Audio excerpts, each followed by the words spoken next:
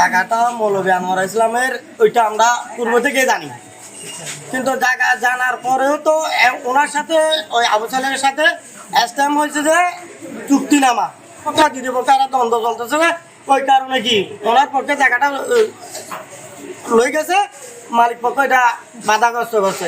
বাধাগ্রস্ত করার পরে এটা আইনিভাবে বাধা আসছে, কোর্ট থেকে নোটিশ আছে, ওনার নিষেধাজ্ঞা দিয়েছে। পরপর 2-3 বার আসছে, দেখছি যে আমরা, কিন্তু কোর্টের আইন তো অমান্য করা এটাই তো আইনত অপরাধ।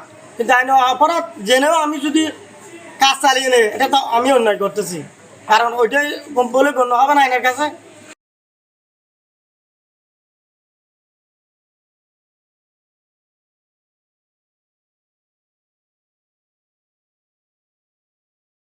উনি খাইয়ে ফেলতেছে, আমাকে বাড়া দিবে বলে।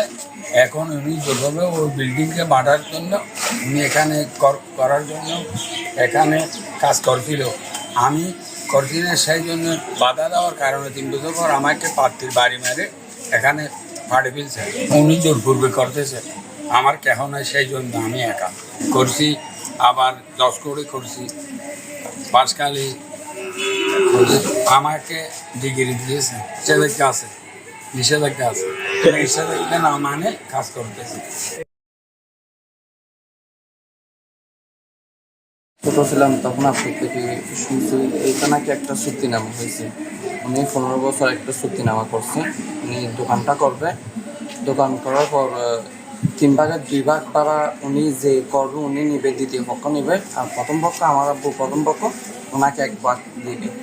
এখন এইটা ওনারা কোনোরকম শেষ পর্যন্ত ওরা বড় বড় যখন ভালো করে ভাবতেছে, এটা এই তো দেখেন আপনারা এই বড় বড় পিলার এগুলো যখন দালান করতে চাইছিল, আব্বু নিষেধ করছে, আব্বু বাধা দিছে। বাধা দেওয়ার কারণে তখন আব্বুর সাথে ঝগড়াঝাটি হয়। ঝগড়াঝাটির পরে এভাবে চলতেছে, ওরা আব্বুকে মারধর করতেছে। এখন এরপর আব্বু বিভিন্ন আইনি সহায়তা নেই, এরপর বিভিন্ন জায়গায় মামলা মোকদ্দমা করে। এরপর ওই দিন কিছুদিন আগে কোর্ট থেকে নিষেধাজ্ঞা আসে, পুলিশে এসে নিষেধাজ্ঞা দেয়। এখন ওরা নিষেধাজ্ঞা